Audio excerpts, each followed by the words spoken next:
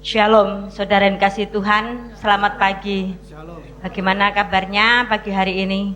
Puji Tuhan. Sebelum kita mulai ibadah, mari kita bangkit berdiri untuk mendeklarasikan Mazmur 91 dalam lindungan Allah. Orang yang duduk dalam lindungan yang maha tinggi dan bermalam dalam naungan yang maha kuasa akan berkata kepada Tuhan, tempat perlindunganku dan kubu pertahananku, Allahku yang ku percayai. Sungguh dialah yang akan melepaskan engkau dari jerat penangkap burung, dari penyakit sampar yang busuk. Dengan kepaknya ia akan menudungi engkau, di bawah sayapnya engkau akan berlindung. Kesetiaannya ialah perisai dan pagar tembok. Engkau tak usah takut terhadap kedahsyatan malam, terhadap panah yang terbang di waktu siang, terhadap penyakit sampar yang berjalan di dalam gelap, terhadap penyakit menular yang mengamuk di waktu petang. Walau 1000 orang rebah di sisihmu dan 10.000 di sebelah kananmu, tetapi itu tidak akan menimpamu. Engkau hanya menontonnya dengan matamu sendiri dan melihat pembalasan terhadap orang-orang fasik. Sebab Tuhan ialah tempat perlindunganmu, yang maha tinggi telah kau buat tempat perteduhanmu. Malapetaka tidak akan menimpa kamu, dan tulah tidak akan mendekat kepada kemahmu. Sebab malaikat-malaikatnya akan diperintahkannya kepadamu untuk menjaga engkau di segala jalanmu. Mereka akan menentang engkau di atas tangannya, supaya kakimu jangan terantuk kepada batu. Singa dan ular tedung akan kau langkahi. Engkau akan menginjak anak singa dan ular naga. Sungguh hatinya melekat kepadaku, maka aku akan meluputkannya. Aku akan membentenginya, sebab ia mengenal namaku. Bila ia berseru kepadaku, aku akan menjawab. Aku akan menyertai dia dalam kesesakan. Aku akan meluputkannya dan memuliakannya. Dengan panjang umur akan kukenyangkan dia, dan akan kuperlihatkan kepadanya keselamatan daripadaku. Amin. Haleluya, berikan tepuk tangan terbaik untuk Tuhan kita yang luar biasa. Shalom semuanya. Shalom. Kabarnya pasti luar biasa bagi setiap kita, amin. Amin. Bilang sama kanan kiri, Tuhan Yesus baik bagimu. Tuhan Yesus baik bagimu. Haleluya. Berikan tepuk tangan lebih meriah lagi untuk memuliakan Tuhan. Mari kita satukan hati di dalam doa. Shakala barata kala la la la la barata kala barata kala barata kala barata kala barata kala barata. Shikila barata kala barata kala barata kala barata kala la la la la la la la barata kala barata kala bashakala bosh. Shikila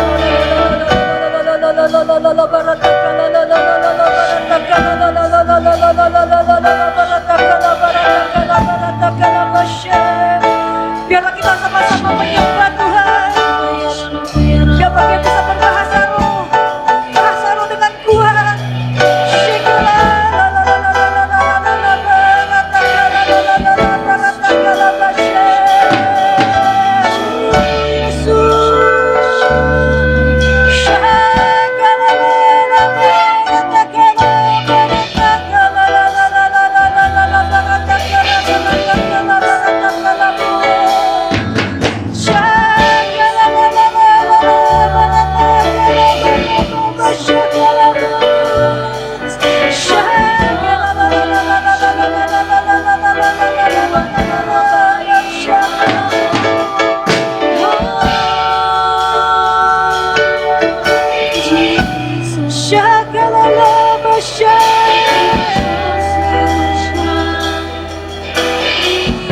Terpujilah Tuhan, terpujilah Yesus.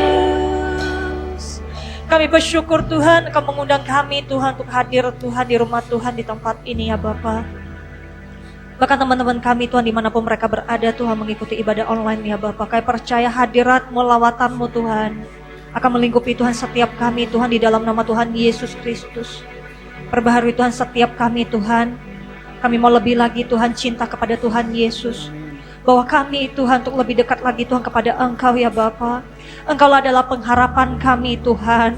Engkaulah Tuhan jalan dan kebenaran hidup Tuhan bagi setiap kami ya Bapa. Dan Engkau adalah Allah Bapa kami yang setia di dalam kehidupan kami ya Tuhan. Lingkupi kami Tuhan, jaga kami Tuhan. Biarlah iman kami Tuhan diberikan iman yang teguh Tuhan. Berikan kami Tuhan kehausan, kerinduan Tuhan lebih dan lebih lagi Tuhan bersama dengan Engkau Tuhan. Kami percaya Tuhan akan kirimkan Tuhan orang-orang di dalam sekitar kami Tuhan, orang-orang yang baik ya Bapa, yang akan mengingatkan kami Tuhan untuk melakukan Tuhan kebenaran ya Bapa, untuk melakukan Tuhan kebaikannya Tuhan. Bahkan setiap kami Tuhan akan menjadi saksi Kristus, akan menyatakan kemuliaannya Tuhan bagi setiap mereka Tuhan yang masih belum mengenal Engkau ya Bapa. Biarlah Tuhan kehidupan kami, karakter kami Tuhan ubahkan Tuhan menjadi ciptaan yang baru. Kami siap Tuhan dipakai oleh Tuhan dengan dahsyat dan luar biasa ya Bapa. Terima kasih Tuhan buat kebaikan-Mu dan kemurahan-Mu Tuhan. Kami percaya Tuhan ibadah pagi hari ini Tuhan bukan ibadah yang biasa, tapi ibadah yang luar biasa ya Tuhan. Yang penuh Tuhan dengan semangat yang baru Tuhan. Penuh Tuhan dengan hadirat dan lawatan Tuhan ya Bapa. Sehingga kami pulang dari tempat ini Tuhan, kami percaya kami akan menerima berkat Tuhan daripada Engkau Tuhan bagi setiap kami ya Bapa. Dan kami percaya Tuhan kebenaran firman-Mu Tuhan akan ditaburkan Tuhan pagi hari ini ya Bapa, akan menjadi Tuhan rema yang baru Tuhan dalam hidup kami.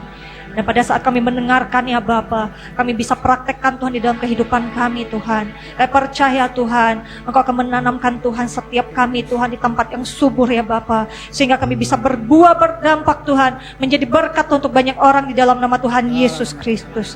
Terima kasih Bapa buat kebaikan-Mu dan kemurahan-Mu ya Bapa. Kami siap Tuhan menyembah Engkau, kami siap memuliakan Engkau, kami siap mengagungkan Engkau ya Tuhan. Terima kasih ya Bapa, di dalam nama Tuhan Yesus Kristus kami mengucap syukur dan berdoa. Kita sama-sama katakan amin. Berikan tepuk tangan terbaik untuk Tuhan kita yang luar biasa. Bilang sama kanan kiri, kita siap melompat untuk Tuhan. Kita siap melompat untuk Tuhan. Yes, haleluya. Ayo kita sama-sama tepuk tangan di atas kepala kita.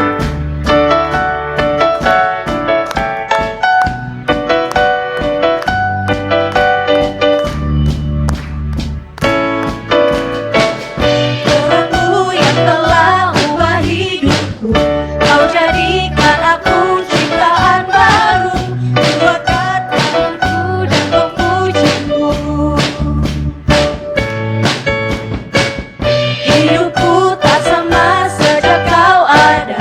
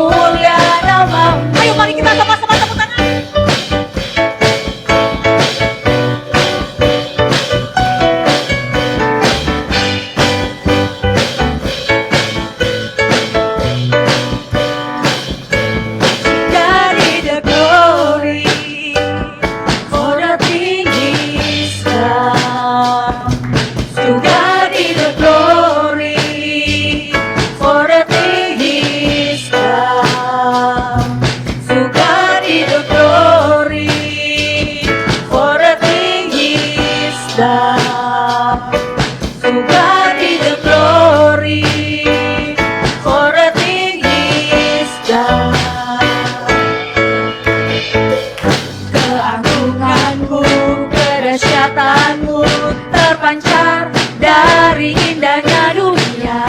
Kami nyatakan Yesus mulia. Segala yang ada Kau telah ciptakan, karyamu sungguh tiada taranya. Kami nyatakan Yesus mulia. Mulia namamu.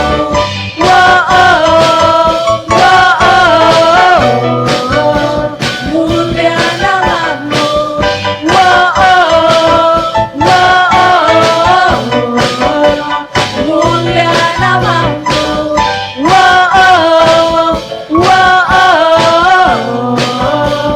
Mulia namamu. Haleluya. Saya percaya kita akan lebih semangat lagi untuk menyembah Tuhan. Amin. Kita semua berjiwa muda. Amin. Haleluya. Haleluya. Tuhan telah memberikan kuasa bagi setiap kita. Mari kita selalu semangat di dalam hadirat Tuhan. Diberi kuasa dan Raja mulia, menaklukkan musuh. Bawa kakiku. Bawa kakiku. Ku pakai kuasa. Ku pakai kuasa dan Raja mulia. Bila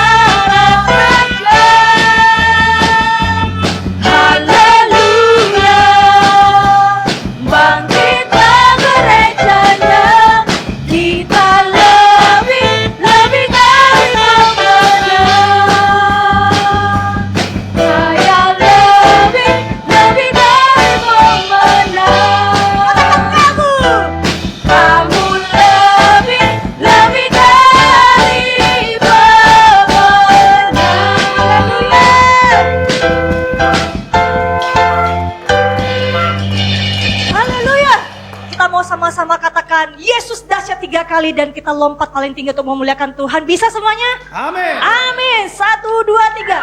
Yesus dahsyat, Yesus dahsyat, Yesus dahsyat. Haleluya.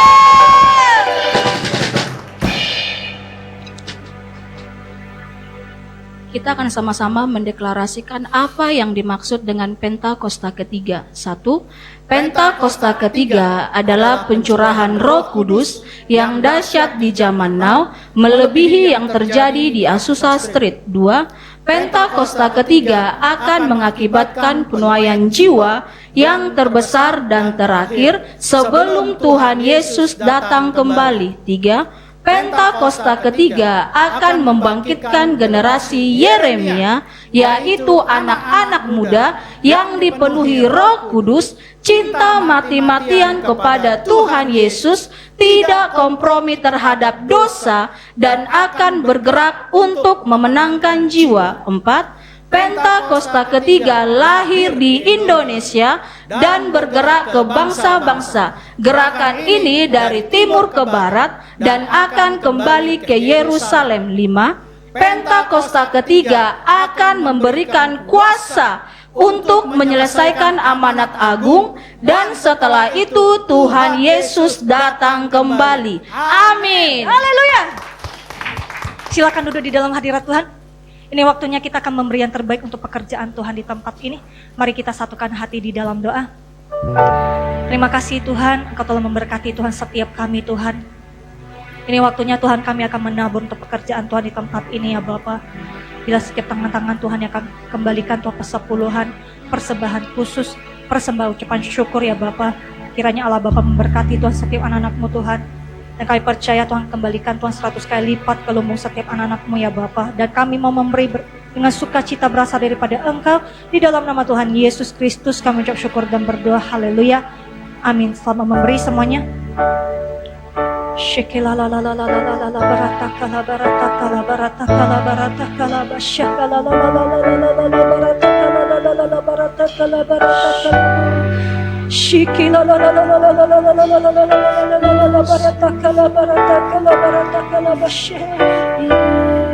Tuhan,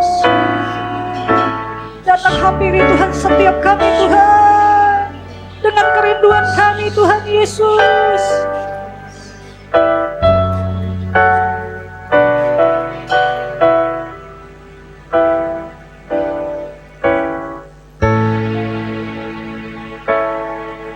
Bapakku datang dan berserah, ku nyatakan Kau yang berkuasa dalam gelap. Kau setia, Kau cahaya hidupku.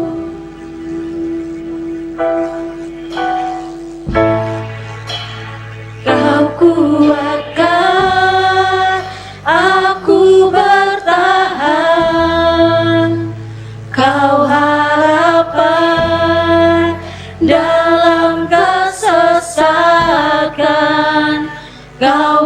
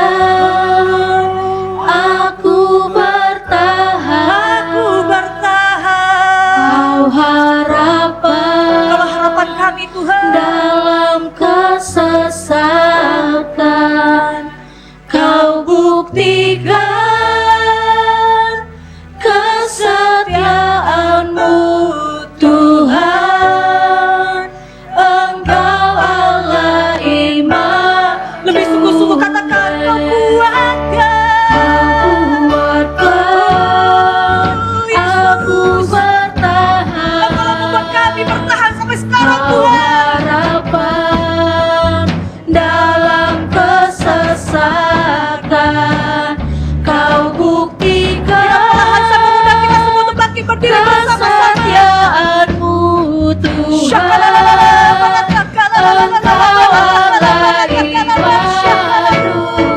Katakan Immanuel, Immanuel,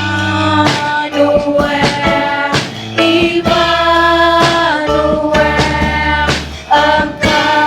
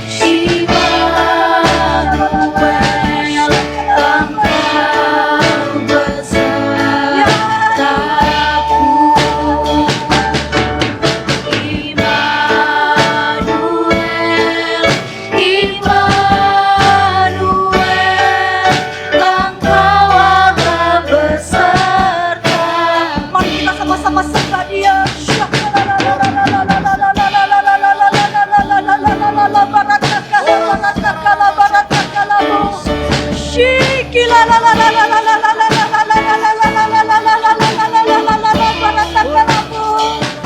Ya Tuhan, sertai kami Tuhan.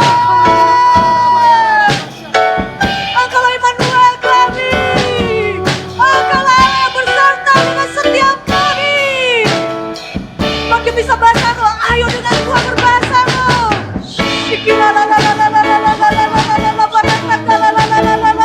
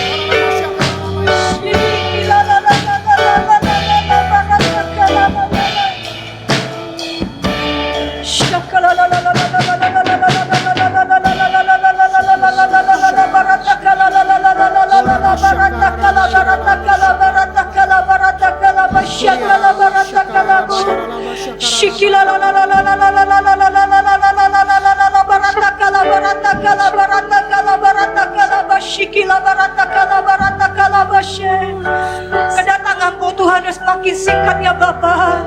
Penuhi kami Tuhan dengan Pentakosta ketiga-Mu Tuhan.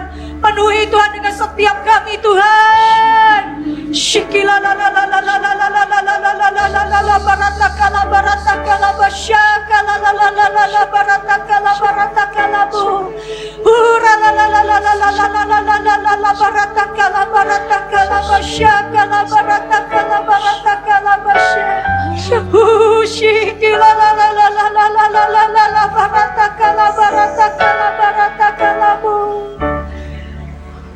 Kupi kami Tuhan dengan hadirat-Mu yang pekat Tuhan. Curahkan belas kasihan-Mu Tuhan bagi kami Tuhan, lebih dan lebih lagi Tuhan. Biarlah setiap kami Tuhan gaya hidup adalah doa, pujian, penyembahan Tuhan. Berikan kami Tuhan cinta mati-matian kepada Tuhan Yesus. Ajari kami untuk buka hati kami lebih lagi untuk Engkau Tuhan.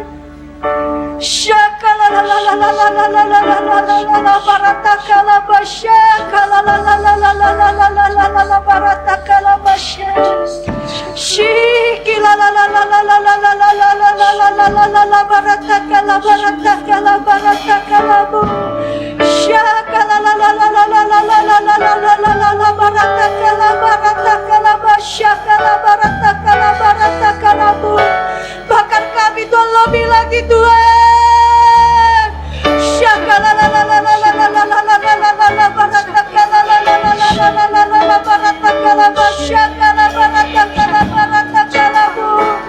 Shik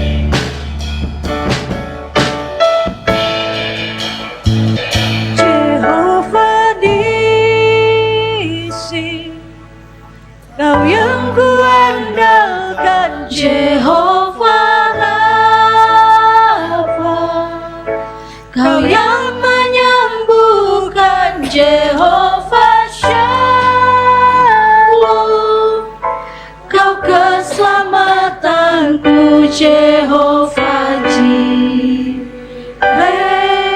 Kau yang menyediakan. Jehovah Nisi, Jehovah Nisi, Kau yang kuandalkan, Jehovah Rafa, Kau yang menyembuhkan, Jehovah Shalom, Kau keselamatanku, Jehovah Jireh, Kau yang menyediakan. Jehovah Nisi, Jehovah Nisi, Kau yang kuandalkan, Jehovah Rafa, Kau yang menyembuhkan, Jehovah Shalom, maju ke depan. Kau keselamatanku, Jehovah Jireh, Kau yang menyediakan.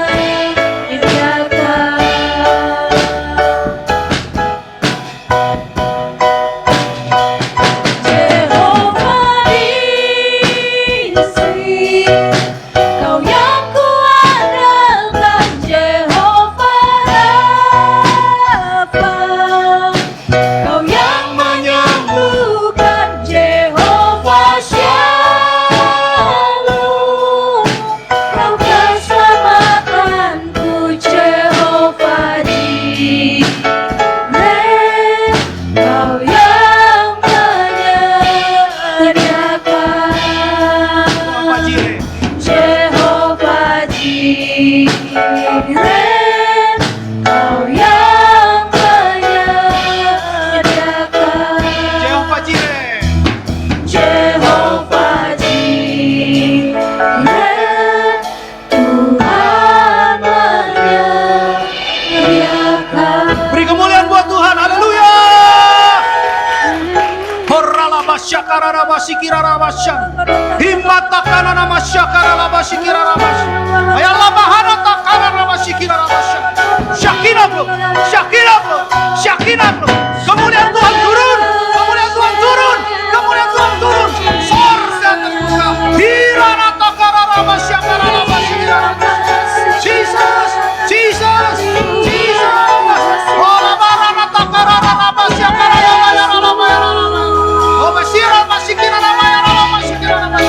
Yes, yes Lord. Jesus, Jesus, Jesus. Engkau adalah Jehovah Jireh. Tuhan melihat, Tuhan menyediakan. Terima kasih Engkau sediakan tempat buat kami. Kau berikan kesempatan buat kami. Kau berikan kesehatan buat kami. Kau berikan kehausan buat kami. Engkau berikan cuaca yang cerah pada hari ini, sehingga kami boleh diberkati. Kami tahu firman-Mu akan berkati kami. Oleh sebab itu urapi kami Tuhan. Urapi dengan Roh Kudus. Urapi kami dengan roh takut dan tatakan Tuhan. Urapi kami dengan roh pengenalan akan Tuhan. Sehingga kami pulang tidak akan sama dengan kami datang. Kami pulang membawa berkat sorga dalam nama Tuhan Yesus. Urapi hamba-Mu, nyatakan isi hatimu. Kami percaya berkat-Mu nyata dalam hidup kami. Terima kasih Bapa. Terima kasih Tuhan Yesus. Biarlah pemberitaan akan Tuhan dibukakan di tempat ini. Semua jemaat dan pengerja-Mu semakin mengenal pribadi-Mu di dalam nama Tuhan Yesus. Berbicaralah.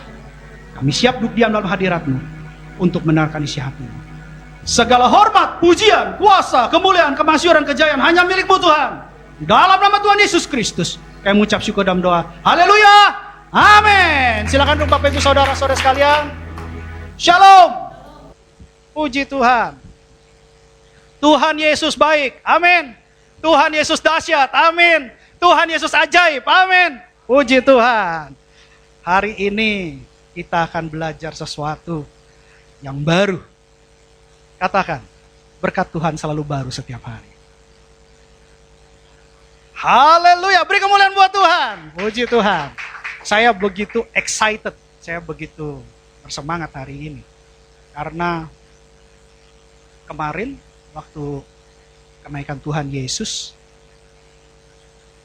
saya berikan kesempatan kepada gembala sidang untuk menyatakan kebenaran firman, pelayanan firman. Karena saya mau prioritaskan pemimpin sebagai yang utama dan pertama. Baru sekarang bagian saya. Bagian saya menyatakan makna kenaikan Tuhan Yesus. Tapi yang jelas, saya dapat tuntunan baru. Dan saya percaya bahwa kita semua mungkin belum pernah mendengar tentang ini. Tapi puji Tuhan, Roh Kudus baik. Roh Kudus mau selalu memberkati kita. Roh Kudus selalu mau memperbarui kita. Sehingga nantinya kita sebagai orang Kristen, kita memiliki identitas Kristen yang asli. Kalau ada yang asli berarti ada yang KW. Di sini nggak ada yang KW, di sini puji Tuhan. Identitas Kristennya asli. Yang mengerti katakan yes. Haleluya. Kita langsung ya, kita sudah tahu bahwa Yesus naik ke surga. Kita percaya bahwa Yesus naik ke surga. Tetapi ada makna yang tersembunyi. Kalau makna Yesus naik ke surga itu apa? Gitu ya. Kita langsung, karena ayatnya agak luar biasa, dan pastinya luar biasa, kita buka di kitab Yohanes. Yaitu Yohanes 8 ayat 21. Makna yang pertama kita belajar. Kita percaya bahwa Yesus naik ke surga. Yesus bukan hanya datang ke dunia. Yesus bukan hanya menjadi manusia sama seperti kita untuk kita. Dia bukan manusia, tapi dia datang sebagai manusia untuk menyelamatkan manusia. Lalu dia mati, dia bangkit, dia mengalahkan maut, dan kasih karunia dimulai, dan akhirnya dia naik ke surga. Makna naik ke surga yang ditulis oleh Yohanes yang pertama adalah Yesus bukan dari dunia ini. Yohanes 8 ayat 21, demikianlah firman Tuhan. Maka Yesus berkata pula kepada orang banyak, aku akan pergi dan kamu akan mencari aku. Tetapi kamu akan mati dalam dosamu. Ke tempat aku pergi, tidak mungkin kamu datang. Ayat 22 selanjutnya. Maka kata orang-orang Yahudi itu, apakah ia mau bunuh diri? Dan karena itu dikatakannya, ke tempat aku pergi, tidak mungkin kamu datang. Ayat selanjutnya, ayat 23. Lalu ia berkata kepada mereka, kamu berasal dari bawah, aku dari atas.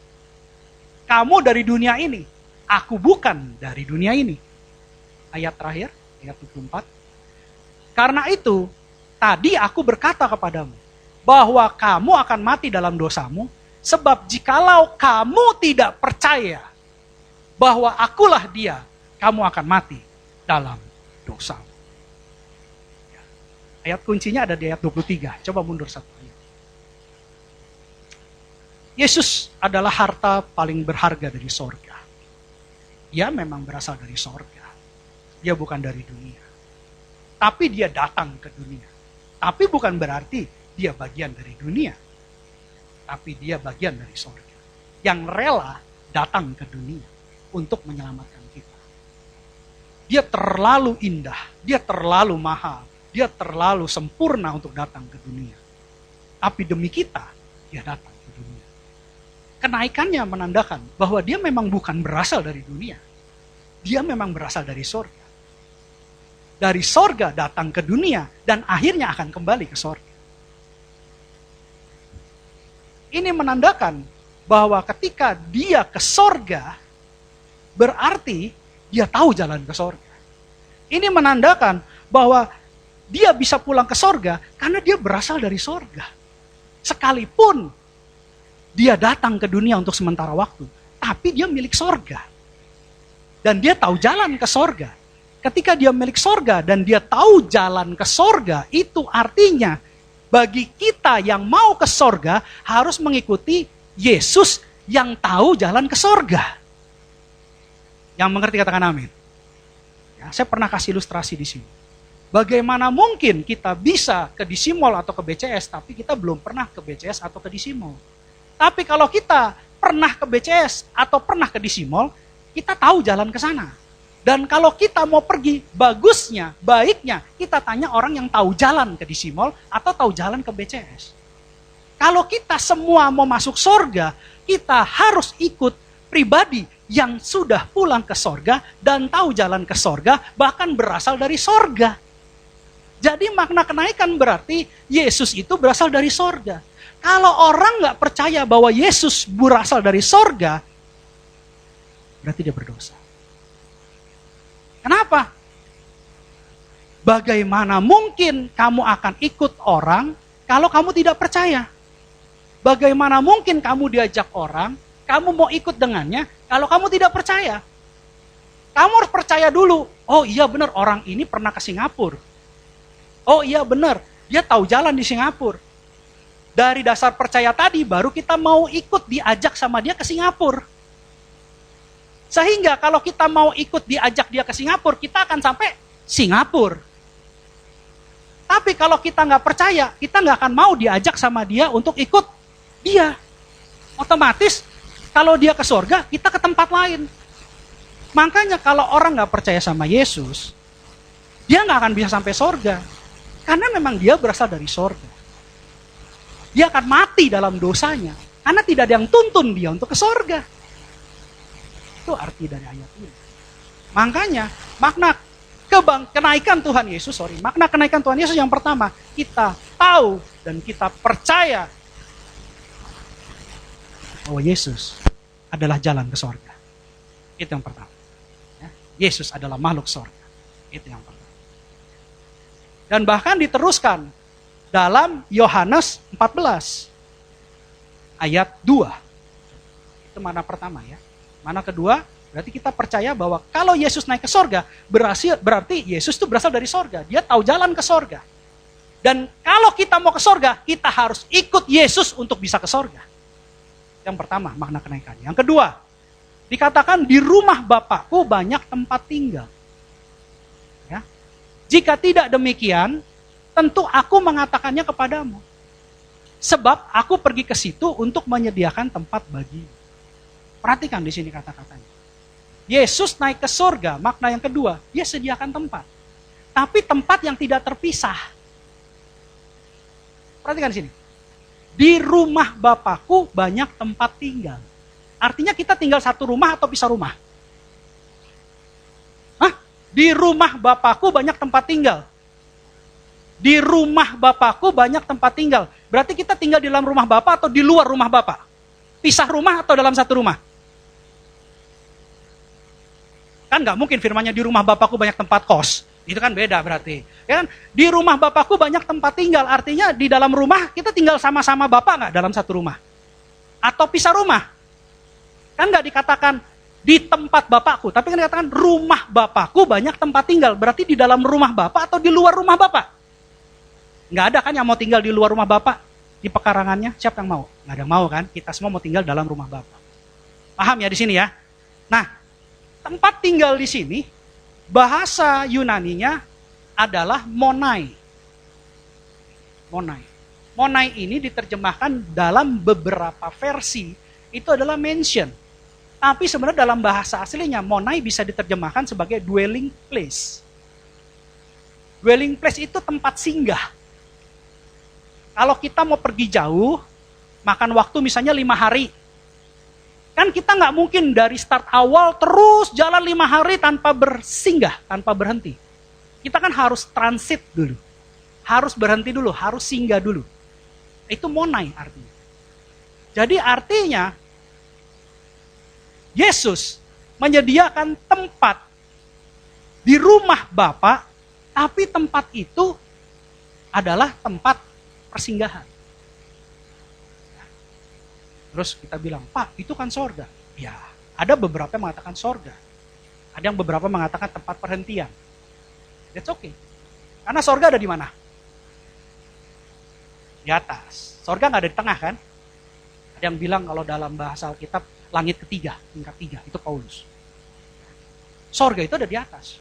Itu tempat perhentian. Itu tempat perhentian. Jadi tempat perhentian itu, wah ini panjang kalau saya ceritain sebenarnya, karena ini berbau teologi. Tapi yang jelas kita akan bersama Bapa. Intinya di situ. Nah, tempat tinggal di sini adalah monai, adalah tempat sementara, tempat perhentian. Di mana tempatnya Abraham memangku Lazarus. Nah, itu ada di situ. Itu ada di situ. Tempat perhentian. Nah, tempat perhentian sementara. Tapi yang jelas dalam rumah Bapak. Oh, bisa dalam rumah Bapak, Pak. Berarti kamarnya banyak dong. Ya, rumah Bapak pasti besar. Tapi intinya di sini jangan kita bayangkan kata-kata Alkitab yang sifatnya apokaliptik dengan harafiah. Kalau orang-orang yang tidak mengerti, dia akan menerjemahkannya harafiah. Oh, berarti bayangannya rumah Bapak kayak istana, terus banyak kamar-kamar gitu. Tidak seperti itu. Tapi pengertian apokaliptik di sini, bahwa di rumah Bapak, karena kita panggil dia Bapak, kita adalah anak. Kita punya hak waris. Kita bukan hamba, kita anak. Kan dia Bapak, kita panggil Bapak, berarti kita siapa? Kan nggak mungkin kalau kita sama bos, misalnya nih kita kerja di PT nih, ketemu sama bos besar, halo papi, kan nggak mungkin begitu. Kamu siapa kata si bos kan? Pasti kan manggilnya siapa? Gitu. Tapi bukan bapak sebagai orang tua, sebagai papa. Gitu. Nah ini ketika kita manggil dia bapak, kita sebagai anak, kita punya ahli waris. Artinya ada hubungan family relationship, ada hubungan keluarga Allah, di mana Yesus adalah yang sulung. Gitu. Yesus yang sulung, ya kan? Sekarang di sorga bersama Bapa, siapkan tempat buat kita. Tempat di mana? Tempat di mana kita berada bersama Bapa. Tempat yang mempunyai hubungan keluarga, family relationship. Gitu. Kenapa keluarga, Pak? Kenapa berbicara keluarga? Karena kita anak. Hanya anak yang dapat ahli waris. Kok gak ada yang amin? Coba buka Yohanes 8 ayat 35. Yohanes 8 ayat 35. Yohanes 8 ayat 35. Yuk kita baca sama-sama. 3, 2, 1. Dan hamba tidak tetap tinggal dalam rumah, tetapi anak tetap tinggal dalam rumah. Katakan amin. Kita semua adalah anak Allah. Jadi nantinya Tuhan sudah siapkan tempat di mana kita akan bersama Bapa dalam keluarga Allah. Itu makna kenaikan yang kedua. Kenapa dikatakan tempat perhentian? Oke, kita balik lagi. Tadi Yohanes 14 ayat 2. Coba naik ke berikutnya Yohanes 14 ayat 3. Yohanes 14 ayat 3. Dan apabila aku telah pergi ke situ dan telah menyediakan tempat bagimu, aku akan datang kembali dan membawa kamu ke tempatku, supaya di tempat di mana aku berada, kamu pun berada. Makna kenaikan menyatakan dia akan datang kembali menjemput kita. Kalau dia tidak naik, dia tidak akan jemput kita. Tapi karena dia naik, dia sediakan tempat, dia akan datang kembali untuk jemput kita. Ini luar biasa. Yesus berjanji, Yesus berkata, Yesus adalah jalan, kebenaran, dan hidup. Kalau dia berfirman, pasti ya dan amin. Katakan amin. Kalau dia datang kembali menjemput kita, dia pasti datang menjemput kita. Tahu dari mana Pak dia jemput kita? Ditegaskan lagi di ayat berikutnya, di ayat 4. Dia sudah bilang di ayat 3, ditegasin lagi. Dan kemana aku pergi, kamu tahu jalan ke situ. Artinya gini, ketika dia jemput, tapi kalau nanti, kan tadi dibilang tempat persinggahan ya, tempat perhentian, monai. Nah, tempat perhentian. Berarti ada tempat finalnya. Ada destiny akhirnya, itu masih transit. Tempat sementara. Tahu dari mana? Nanti silakan baca di rumah Wahyu 21 dan 22. Pasal 21, 22. Dua pasal terakhir di Alkitab. Kalian baru tahu itu destiny terakhir kita. Tapi sekarang ini destiny kita ya ke sorga sama Bapa. Di tempat siapa? Tempat Abraham memangku Lazarus. Tapi itu bukan destiny akhir. Destiny akhir ada di Wahyu 21 dan 22. Nanti baca sendiri. Karena saya nggak bahas ke sana. Itu finalnya nanti. Destiny terakhir kita. Stop. Full stop. Itu ada di situ. Makanya di Alkitab itu adalah dua pasal terakhir. Nah, jadi jelas makna kenaikan Tuhan Yesus. Yang pertama, dia berasal dari sorga, dia tahu jalan ke sorga. Karena dia berasal dari sorga, dia tahu jalan dari sorga. Kalau dia dari Tanah Abang, lahirnya Tanah Abang, saya percaya orang itu pulang ke Tanah Abang, dia tahu Tanah Abang. Tanah Abang itu daerah Jakarta. Kalau di sini, misalnya orang itu lahir di Bengkong, dibawa ke Batu Aji, dia tahu jalan pulang ke Bengkong, karena dia berasal dari Bengkong. Ya. Tapi karena Yesus berasal dari sorga, dia tahu jalan balik ke sorga. Dan kalau kita mau ke sorga, kita harus ikut dia. Yang pertama. Yang kedua adalah, Yesus ke sana menyediakan tempat. Tapi tempat di sini bukan poton, bahasa Yunaninya. Gitu.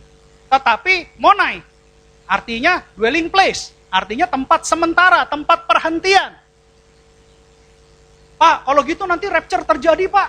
Yang mati dalam Tuhan akan bangkit dulu, terus kita yang hidup diubahkan dengan tubuh kemuliaan, kita kemana? Ya tadi, ke monai, tempat perhentian sementara.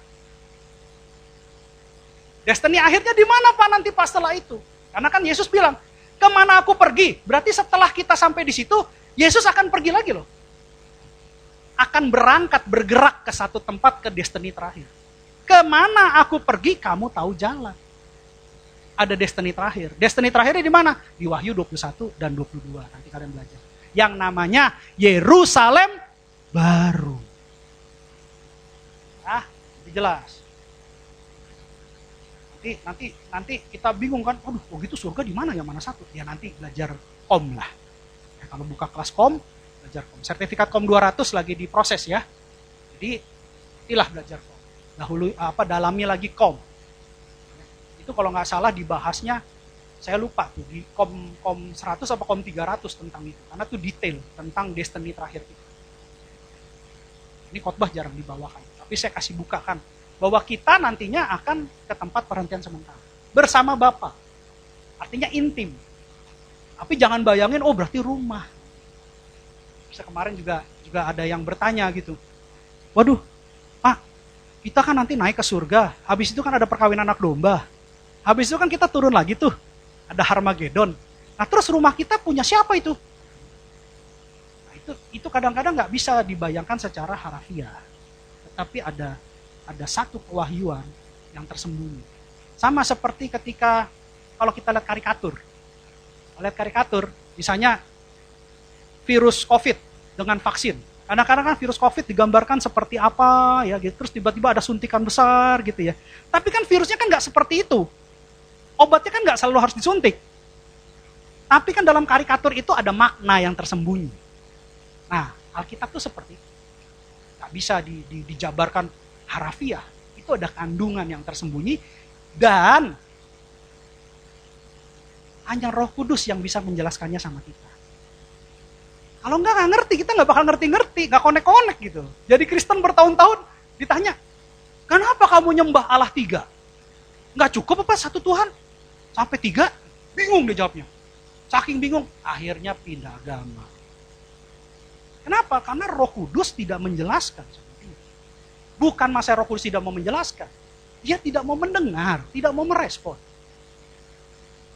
Nanti kita akan bahas. Itu makna yang berikutnya. Lanjut, kita akan masuk ke Yohanes 16 ayat 7. Yohanes 16 ayat 7. Demikian firman Tuhan. Namun benar yang kukatakan ini kepadamu, adalah lebih berguna bagi kamu jika aku pergi. Sebab jikalau aku tidak pergi, penghibur itu tidak akan datang kepadamu. Tetapi jikalau aku pergi, aku akan mengutus dia kepadamu. Coba ayat 8. Saya akan coba jabarkan nanti pelan-pelan. Dan kalau ia datang, ia akan menginsafkan dunia akan dosa, kebenaran, dan penghakiman. Kalau ada yang punya Alkitab elektronik, silakan dilihat di BIMK. Nah itu lebih jelas. Jadi artinya ini begini, perkataan firmannya begini. Dan kalau ia datang, ia akan menyatakan tentang dosa kepada dunia. Jadi dia menjelaskan tentang mana ya, saya buka BIMK ya. Saya bacakan aja biar nggak salah. Yohanes 16 ayat 7. Ayat 8. Ya, ayat 8 di BIMK, versi BIMK begini. Kalau ia datang, ia akan menyatakan kepada dunia arti sebenarnya dari dosa, dari apa yang benar, dan dari hukuman Allah. Jadi Roh Kudus akan menjelaskan definisi dosa, gitu ya, definisi kebenaran, definisi penghakiman. Roh Kudus nih yang akan kasih tahu kita, ini benar atau salah, ini boleh atau tidak boleh. Ya. Terus kalau kita lakukan yang tidak boleh, jadinya dosa. Kalau kita lakukan yang baik, jadinya benar, gitu ya. Yang benar ya tetap benar, karena benar belum tentu, yang baik belum tentu benar, benar pasti baik. Nah kalau kita melakukannya, misalnya kita melakukan dosa, berarti ada penghakiman, seperti itu. Lanjut di ayat 9, dikatakan begini. Akan dosa karena mereka tetap tidak percaya kepadaku. Orang yang gak percaya sama Yesus itu sudah berdosa. Kenapa? Kalau dia percaya sama Yesus, dia percaya bahwa Yesus adalah Tuhan dan Juru Selamat. Dia percaya bahwa Yesus bangkit dari antara orang mati. Dia percaya bahwa Yesus naik ke surga. Maka percayalah Roh Kudus akan diberikan kepada dia. Ketika Roh Kudus diberikan sama dia akan mengerti tentang kebenaran. Tetapi kalau dia tidak percaya, dia tidak akan tahu tentang kebenaran. Karena dia butuh Roh Kudus. Ya. Ketika mereka tidak percaya kepada Yesus, itu akan menjadi dosa. Awal, cikal, bakal dosa. Nah, kemarin kita sudah belajar bahwa kita bukan di zaman di mana kita diperhamba oleh dosa, kita bukan zaman di bawah hukum Taurat, tapi kita di bawah kasih karunia. Artinya, kita tidak menghilangkan hukum Taurat, tapi kita di dalam Yesus yang menggenapi hukum Taurat. Ada kuasa untuk menolak dosa, dan bahkan ketika kita bertobat akan ada pengampunan dosa. Itu kasih karunia. Ya. Lanjut di ayat 10. Dikatakan begini, akan kebenaran karena aku pergi kepada Bapa dan kamu tidak melihat aku lagi. Kita percaya bahwa Yesus adalah Allah. Pak, tahu dari mana Yesus adalah Allah? Nanti kita bahas. Atau mau sekarang bahas boleh. Kita buka Yohanes. Sebentar ya. Kita main di Yohanes saja.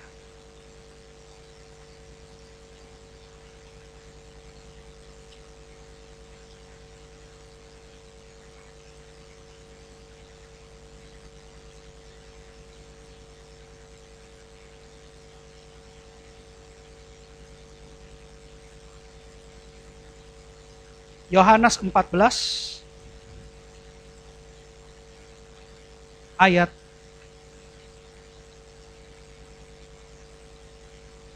7. Yohanes 14 ayat 7. Dikatakan begini, sekiranya kamu mengenal aku, pasti kamu juga mengenal Bapakku. Sekarang ini kamu mengenal dia dan kamu telah melihat dia. Ini siapa yang ngomong? Yesus. Berarti Yesus adalah siapa? Bapa itu sendiri. Lalu ayat 8 Filipus bilang gini. Filipus bilang gini ayat 8. Dia bilang begini ayat 8. Ya ayat 8 bilang. Kata Filipus kepadanya, Tuhan, tunjukkanlah Bapa itu kepada kami. Itu sudah cukup bagi kami. Si Filipus bilang, salah satu murid bilang, tunjukkan Bapa itu, Tuhan. Lalu di ayat 9, Yesus ulang lagi bilang. Kata Yesus kepadanya, telah sekian lama aku bersama-sama kamu, Filipus, namun engkau tidak mengenal aku. Barang siapa telah melihat aku, ia telah melihat Bapa. Bagaimana engkau berkata, tunjukkanlah Bapa itu kepada kami? Ini luar biasa. Yesus itu adalah Allah itu sendiri. Pak, kok bisa ya? Kenapa ya? Kok orang Kristen Allahnya 3? Tadi malah dikatakan, coba balik ke Yohanes 16 ayat 7. Dikatakan begini loh, Yohanes 16 ayat 7. Gitu ya, Yohanes 16 ayat 7. Sebab jikalau aku tidak pergi, penghibur itu tidak akan datang kepadamu. Tetapi jikalau aku pergi, aku akan mengutus dia kepadamu. Aku di sini huruf besar siapa dia? Yesus. Mengutus dia ini siapa? Roh Kudus. Oh bisa ya Yesus ngutus Roh Kudus ya? Siapa dia? Pernah berpikir, Roh Kudus itu Roh Allah bukan? Oh dia bisa ngutus Roh Allah? Yesus adalah Bapa itu sendiri. Sekarang gini, sumpama saya nih, saya punya kuasa nih, saya punya kuasa. Ketika saya berfirman, apa ya berfirmannya seperti gini. Matahari bersinar, matahari bersinar. Terus saya punya firman, misalnya, daun pohon-pohon berguguran dia. Tiba-tiba firman itu jadi manusia. Saya ngomong, jadilah Edwin Cloning 1. Cloning. Jadilah Edwin Cloning 1. Jadi nih si Edwin lagi nih. Jadi si Edwin lagi. Sekarang saya mau tanya, Edwin ini adalah Edwin yang ini bukan? Hasil cloning itu adalah bagian dari yang ini bukan? Setuju ya? Itu kalau saya punya kuasa. Atau misalnya gini, manusia terdiri dari tiga unsur apa aja? Roh, jiwa, dan tubuh. Saya bagikan roh saya cloning, saya lepas rohnya, saya cloning jadi Edwin 2. Itu bagian dari si Edwin nggak? Karena rohnya kan. Berarti kalau Allah, dia berfirman, firman itu menjadi manusia, itu bagian dari Allah bukan? Iya. Terus rohnya diberikan kepada kita, itu bagian dari Allah bukan? Padahal kalau di sini seakan-akan Yesus mengutus Roh Kudus, ada pribadi satu lagi namanya Roh Kudus. Ada Allah Bapa, ada Yesus yang disebut sebagai Allah Putra, ada lagi namanya Roh Kudus. Nah, terus mereka bilang, wih Tuhan orang Kristen 3. Padahal sebenarnya itu kan Allah, itu Allah juga, rohnya roh Allah, firmannya firman Allah. Lah dia kan bagian dari Allah. Contoh yang gampang, ada satu air kita namakan si bening. Ya, ini ada segelas air, kita namakan air ini kita kasih nama si bening.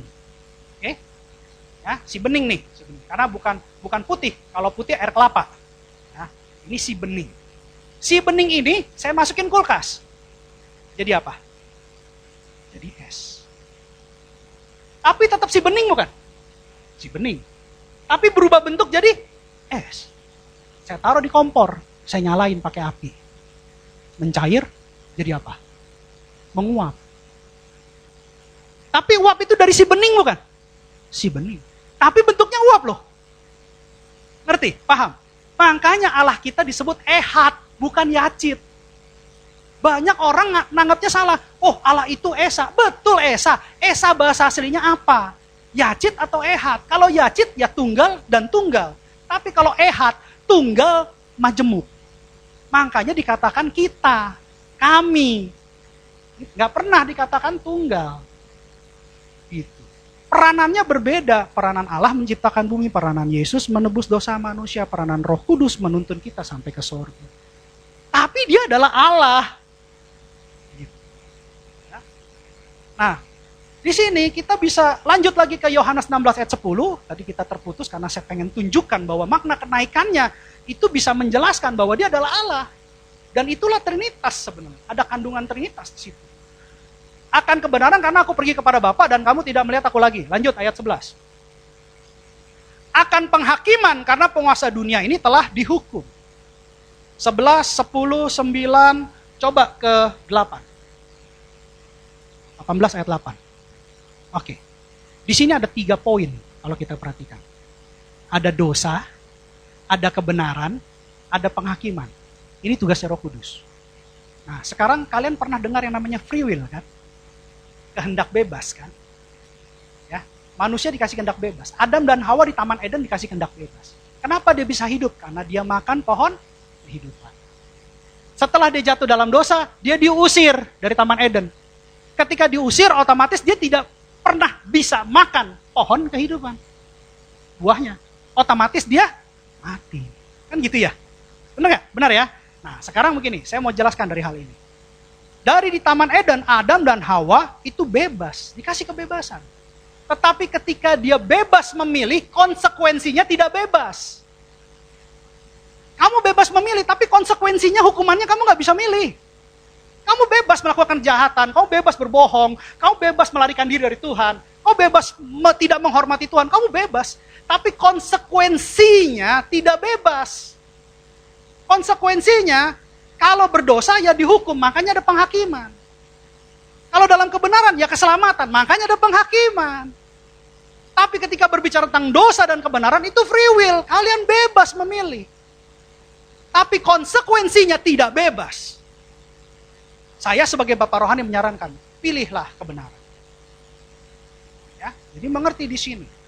Makna kenaikan ini dalam. Dia akan kirim Roh Kudus akan menjelaskan kita tentang dosa, kebenaran, dan penghakiman. Boleh-boleh saja kalian sebut free will, tapi free will itu kalian gak terusin. Bahwa dalam free will ada konsekuensi yang bukan free will. Ketika kita berdosa terus kita bilang, janganlah saya ditaruh di situ, kan neraka panas. Pindahin aja saya di sini, tempatnya dingin, enak. Gak bisa. Ketika kamu dikasih kesempatan untuk memilih, pilihlah yang benar. Pilihlah yang benar. Itu bebas. Tuhan gak pernah maksa. Tuhan mau kasih yang sempurna. Kasih yang tulus. Kasih yang bukan dipaksa. Bukan dipaksa-paksa. Kalau kamu gak lakukan ini, saya sentil kamu. Ya terserah. Kamu tahu kasih Yesus, kamu tahu murka Yesus. Jelas itu. Itu jelas. Jadi bebas memilih. Ketika kamu cinta Yesus, kamu benar-benar mengasihi Yesus. Makna kenaikan yang berikutnya adalah Roh Kudus akan turun, Roh Kudus akan menuntun, memimpin kita untuk memilih kebenaran. Tidak mudah melakukan kebenaran. Tapi ketika kita percaya bahwa Yesus sudah menang dan Yesus mampu mengalahkan kuasa dosa. Dan ketika kita menyerahkan diri kita kepada Dia, kita percaya bahwa perlindungan Tuhan sempurna. Ada istilah yang kemarin saya sharing juga. Ya, bagus sebenarnya. Kita harus berserah tapi jangan menyerah. Pada prakteknya apa? Karena saya tanya, pada prakteknya apa yang seperti itu? Tuntunan Roh Kudus. Nah, berserahlah. Terus ingat khotbahnya Koko Samuel. Berserah bukan berarti menyerah.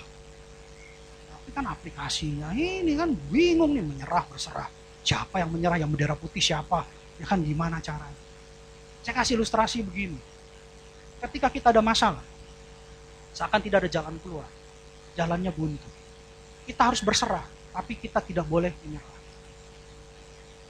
Kalau kita berserah, kita melakukan sesuatu nggak?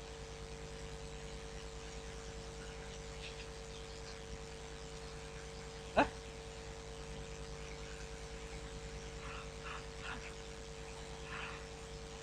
Hah? Kalau berserah melakukan sesuatu nggak? Kalau kita saya gini, saya serahkan tugas ini kepada Miang. Saya melakukan sesuatu nggak? Saya serahkan anak-anak sekolah minggu kepada Miang. Artinya otoritas penuhnya ada di tangan siapa? Atau Miang balik lagi, saya serahkan kembali kepada Bapak. Main terserah gitu. Itu namanya berserah. Ketika kita berserah sama Tuhan, jangan campuri cara Tuhan bekerja. Ya, jangan kepo, bilang kiri kanan jangan kepo. Kalau Tuhan bekerja jangan kepo, ya. Biarkan Tuhan bekerja dengan cara. Tapi caranya gimana? Kita harus lakukan apa? Kan gitu ya. Kan kita berserah Pak, masa kita diam aja. Makanya kita hanya berdoa. Duduk diam di samping kaki Yesus, bukan di bawah kaki Yesus ya. Kadang-kadang ada yang benar doa, ya Tuhan, kami duduk di bawah kakimu. Berarti kita sama-sama dengan iblis. Kan semua puasa sudah dikalahkan di bawah kaki Yesus. Di samping, jangan salah doa gitu ya. Kami duduk di samping kakimu, bukan di bawah kakimu gitu ya. Nah jadi kita berdoa sama Tuhan. Dalam pergumulan kita, dalam masalah kita. Tapi serahkan. Doa itu menandakan kita tidak menyerah. Kita masih berharap sama Tuhan. Kita masih berdoa sama Tuhan. Kalau menyerah, ngambek. Wah, gak perlu doa lagi deh. Gak mau denger khotbah deh, bodo amat ya. Dia mau ngomong apa, ngomong sampai berbusa, biarin deh. Nah, itu tuh sudah menyerah. Berserah itu bukan menyerah. Artinya ketika kita serahkan kepada Tuhan, kita masih tetap terus berdoa. Itu namanya berserah, bukan menyerah. Ya ini kata-kata kayak gini harus dicermati dengan. Nah sekarang pertanyaan sekarang, Pak, tapi kan di luar sana gak banyak orang percaya bahwa Yesus adalah Allah. Ya itu urusan mereka. Itu urusannya Tuhan. Kenapa? Kita kenal Allah, kita kenal Yesus, itu haknya Tuhan memperkenalkan dirinya kepada kita. Kalau Tuhan mau menyatakan dirinya sama kita, mau kita lari kemanapun gak bakal bisa. Karena dia memang berkenan sama kita. Benar gak?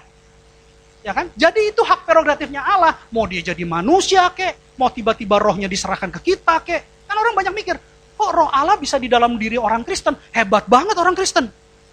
Bisa dengar suara Tuhan lagi. Kan gitu kan? Banyak yang gak percaya. Tapi kan kenyataannya memang begitu. Karena itu hak prerogatifnya Allah. Kemahaan Allah.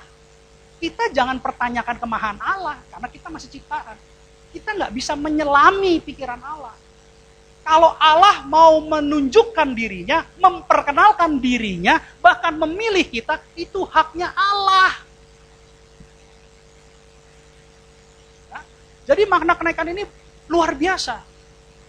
Yang pertama, Yesus berasal dari sorga, dan kalau kita mau ke sorga, kita harus belajar dari Yesus, kita harus ikut Yesus yang tahu jalan ke sorga.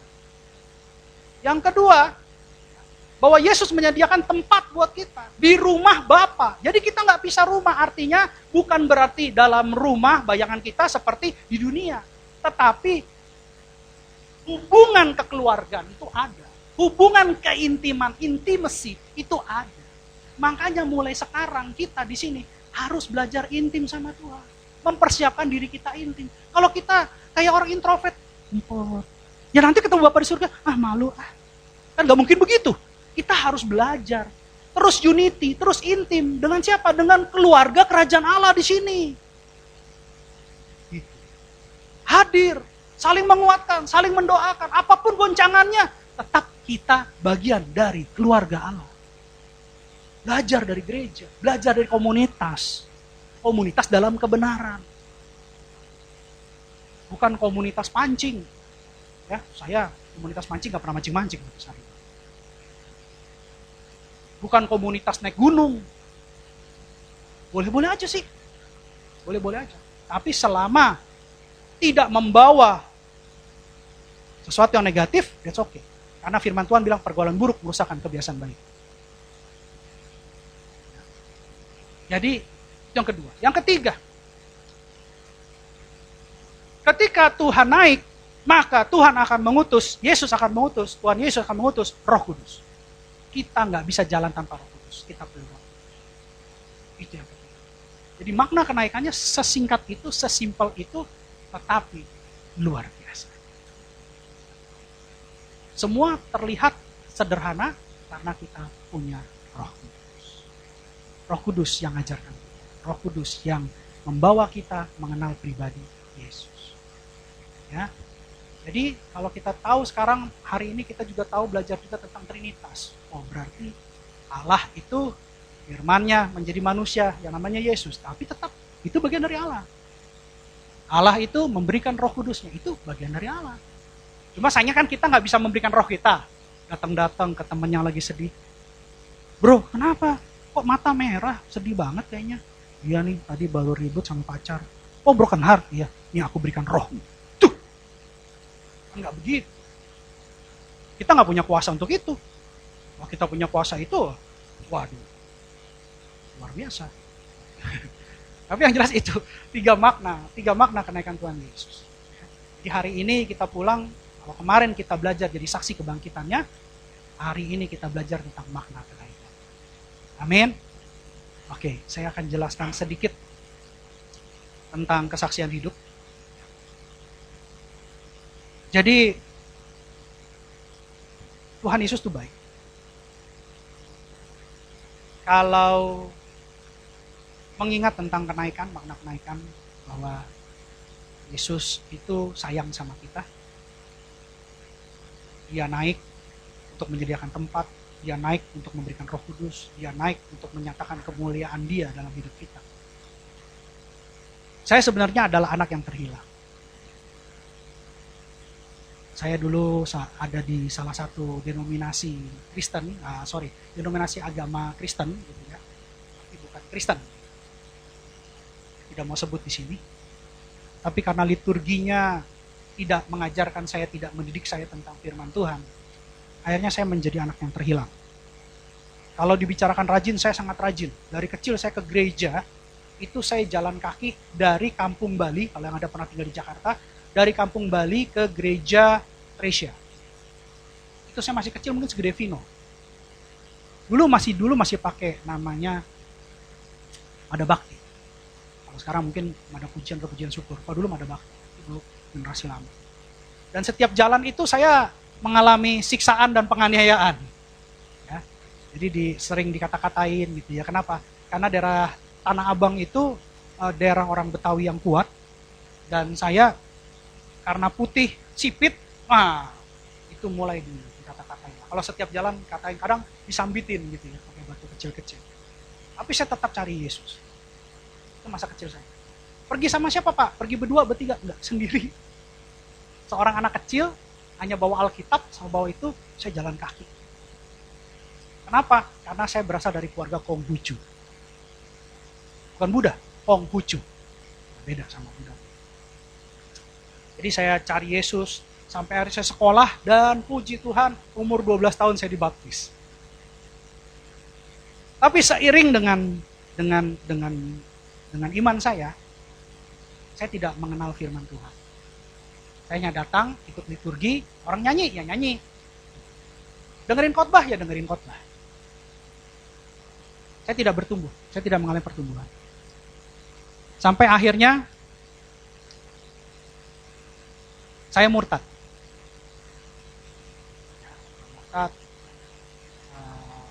Dan saya pindah ke agama Buddha. Di tengah agama Buddha kan tidak terlalu banyak peraturan. Jadi setelah saya masuk agama Buddha, saya mulai mengenal okultisme.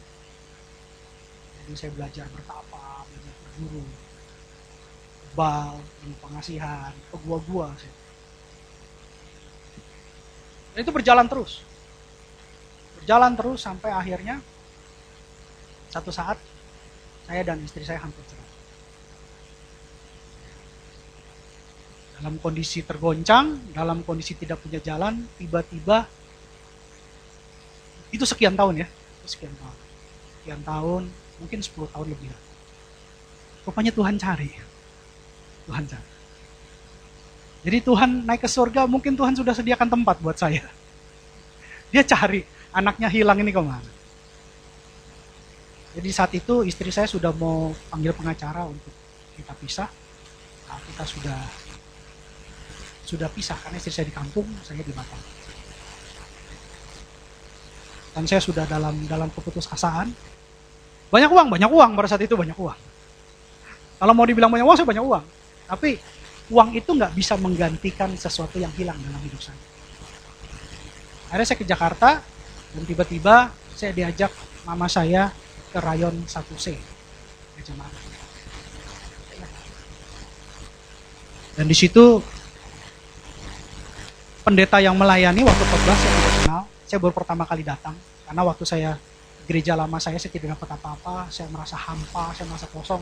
Tiba-tiba mama saya bilang, "Ayo ke gerejanya Paniko." Gereja apa itu? Pokoknya ikut aja gereja Paniko. Bawa Gajah Mada sama mama saya. Begitu masuk di sana pakai bahasa roh, saya takutnya setengah mati. Apaan ini? Takut saya karena saya tidak pernah dengar bahasa itu. Tapi puji Tuhan, akhirnya saya dibaptis oleh Roh Kudus. Dan saya mengerti bahwa itu adalah baptisan dari Tuhan. Itu senjata yang powerful. Jadi ketika dia khotbah, tiba-tiba pendeta yang saya tidak kenal dan pertama kali saya khotbah, dia berbicara tentang hidup saya. Seakan-akan dia tahu masalah saya dan saya tidak pernah cerita sama orang itu. Tapi saya percaya Tuhan tahu masalah saya. Lalu dia kasih nasihat di mimbar dan saya nangis di situ. Saya bilang, wow, kok bisa ya? Gak masuk di akal. Kok bisa ya Tuhan berbicara lewat orang yang saya gak kenal? Dan itu tidak pernah terjadi dalam hidup saya. Singkat cerita, saya dipulihkan. Saya jemput istri saya. Dan kami sekarang puji Tuhan sudah dipulihkan, kami keluarga dipulihkan, dan kami boleh melayani Tuhan. Itu kebaikan Tuhan. Yang saya mau saksikan di sini apa? Kalau Tuhan mampu memulihkan saya dan keluarga saya, Tuhan mampu memulihkan kita semua. Amin. Karena Tuhan Yesus tidak pernah berubah. Tuhan Yesus tetap sayang sama kita. Dia naik ke atas, dia sediakan tempat buat kita. Bahkan dia berikan Roh Kudus. Bagian kita adalah apa? Merespon. Jangan memberontak. Jangan memberontak. Hati hamba, penundukan diri, penguasaan diri itu perlu. Orang-orang yang memberontak tidak akan pernah bisa mendapatkan berkat dari Tuhan. Setia aja. Setia aja. Satu saat nanti Tuhan akan kasih mujizat yang kreatif. Amin. Tuhan Yesus memberkati. Pemusik saya undang maju ke depan, kita nyanyikan satu lagu.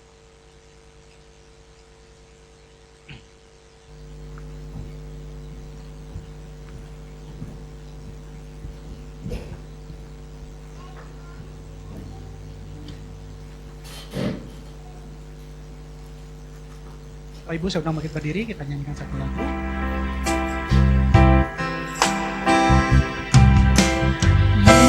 Yesus Tuhan ditinggikan atas segala alam, dimuliakan naik ke surga, berikan Roh Kudus-Nya. Yesus Tuhan. Yesus Tuhan ditinggikan atas segala alam, dimuliakan naik ke surga, berikan Roh Kudus-Nya. Datanglah sekarang, penuhi kami dengan kuasa-Mu. Urapi kami sekarang ini dengan api Datanglah sekarang. Datanglah sekarang, penuhi kami dengan kuasa-Mu. Urapi kami sekarang ini dengan api Roh Kudus. Roh Kudus, ini hamba-Mu. Roh Kudus, ini hamba-Mu. Roh Kudus.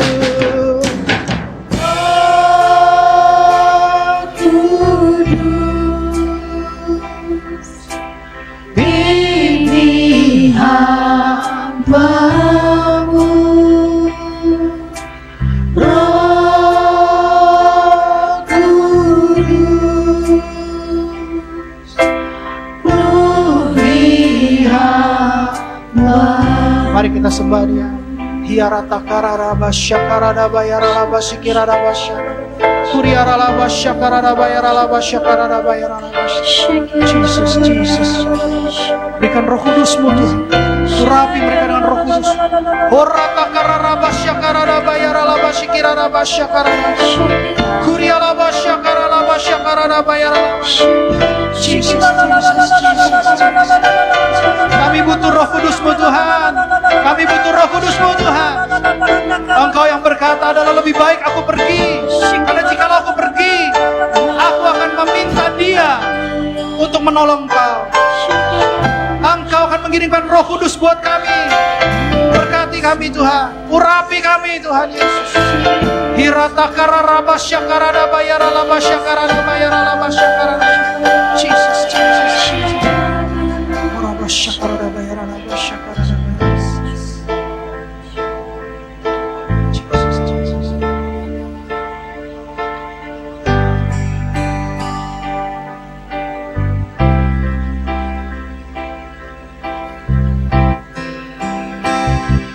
Datanglah sekarang, penuhi kami dengan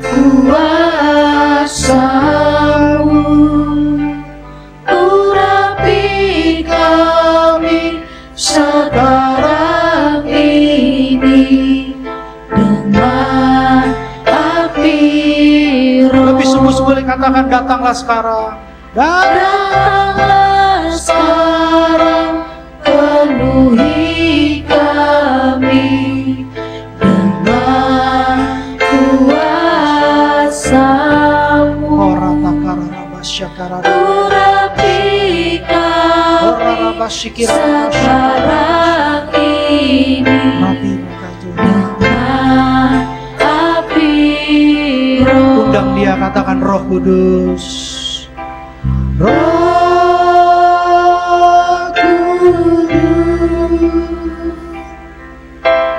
ini hamba-Mu.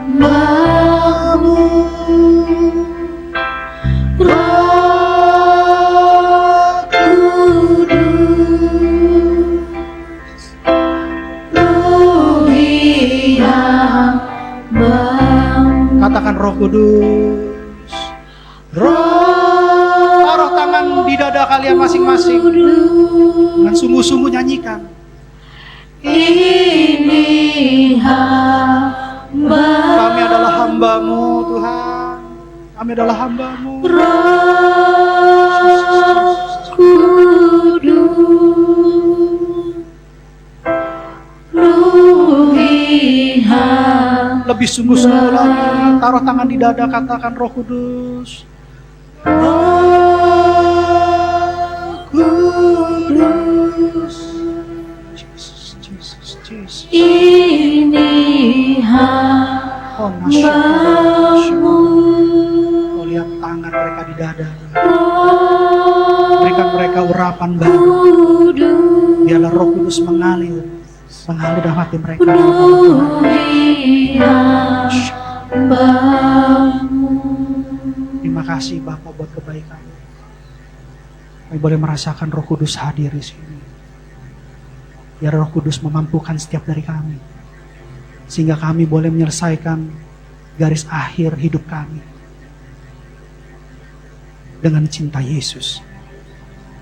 Kami mau menjadi pribadi yang menghormati Tuhan. Kami mau menjadi pribadi yang memprioritaskan Tuhan.